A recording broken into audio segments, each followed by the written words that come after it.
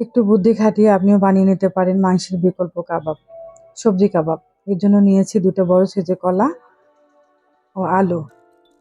কলাটার খোসা ছাড়িয়ে নেব, গ্রেটারের সাহায্যে গ্রেট করে নেব। চিকন দিক দিয়ে করতে হবে, যত চিকন হবে তত খেতে ভালো লাগবে। আর এখানে হলুদ ও পানি দিয়ে ভিজিয়ে রাখবো।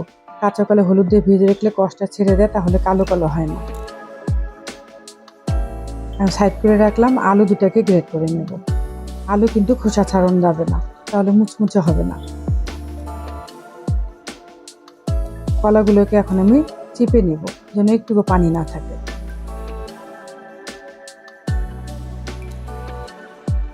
আলুগুলোকে সেম ভাবে চিপে নিতে হবে।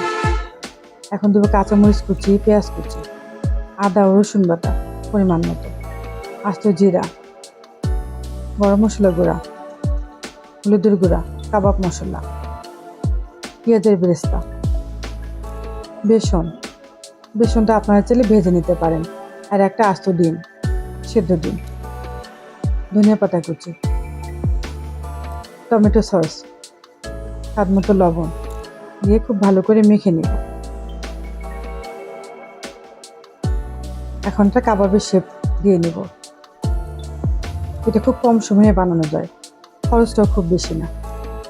ডুবো তেলে ভেজে নেব। মিডিয়াম হিটে তেলটা গরম করে নিয়েছি, আর মিডিয়াম হিটে এটা করতে হবে, কারণ সবজিটা কাঁচা আছে। একটু সময় নিয়ে ধৈর্য ধরে করতে হবে।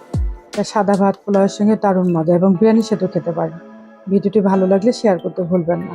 নতুন নতুন ভিডিও পেতে আমার পেজে ফলো, চ্যানেল সাবস্ক্রাইব করুন। আল্লাহ হাফিজ।